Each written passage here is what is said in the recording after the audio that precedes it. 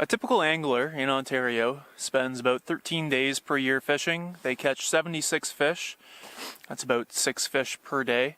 And they keep about 16 of those. But only a tiny fraction of those are what a lot of us would consider trophies. In this clip, I want to talk about master angler sizes and provincial records. One was caught last month. The new burbot record was set last month. It hasn't been officially put into the records yet, but it was a 38-inch, 18-pound burbot caught on Lake Simcoe. So congratulations to that man who caught that. That's an incredible fish. Before that, the last provincial record to be set was in 2010 for perch. So I'm going to mention the master angler size and then what the provincial record is in Ontario. And for master angler sizes, there's no rule. It's subjective based on the organization that establishes the standard. A lot of lodges will establish their own master angler sizes because then they can say a 40-inch pike is a master angler, and then their guests from America can go home saying they caught a master angler.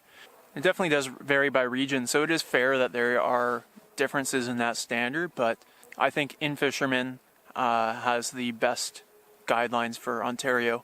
Standards should be very hard to hit. I mean, these should be a fish or two in a lifetime for the average angler. Otherwise, I think they lose meaning. So for perch, the master angler size is 15 inches and 1.5 pounds. The provincial record is 15.5 inches and 2.4 pounds. That was set in 2010. Rainbow trout is 24 inches and 8 pounds. And the record is a 39-inch specimen that was 40 pounds, set in 2005. For crappie, a master angler is 14 inches and 2 pounds. For white crappie, the record is 15.4 inches, 2.7 pounds, and that was set in 2000. And for black crappie, it's 17 inches and 3.7 pounds, set in 1986. I don't even know how that's possible. That is an unbelievable record, almost 4 pounds for crappie. And by unbelievable, I mean I almost do not believe that it's true. A muskie master angler is 48 inches and 30 pounds, whopping 30 pounds. The record was set in 1988, and it was 65 pounds out of Georgian Bay, Blackstone Harbor. A largemouth master angler is 22 inches and 6.5 pounds. The provincial record is 22 inches and 10.4 pounds. What a hog. And that's going back to 1976 now, so getting older here.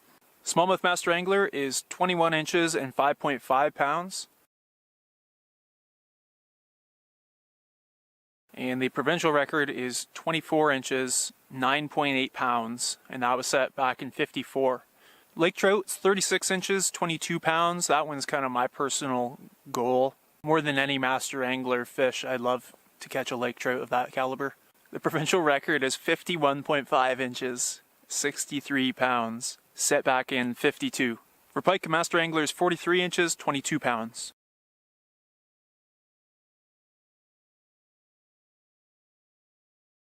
And the record does not contain a length, but it was 42 pounds, caught in 1946. Walleye, some nice round numbers, 30 inches, 10 pounds. And the provincial record blows that away with 36.5 inches and 22 pounds, over double the master angler weight. That was set back in 43. And last but not least, master angler brook trout is 20 inches, 5 pounds. And that record famously goes back to 1916 by Dr. Cook. I think a lot of us have heard of that one. And it was a whopping 14.5 pounds, 31.5 inches. Now when you're measuring a fish, one important note, you may want both the weight and the dimensions, the length and girth of the fish. But wherever possible, unless you think you're breaking a record or your personal best, do your measurements really quickly and try and determine the size by weight instead of length. You can keep the fish in the water almost the whole time if you do it that way. Just put the net in the water, attach your scale to the net, and then just lift the fish out of the water, get the weight, and then drop it back in and release it. It's so much easier on the fish if you do it that way.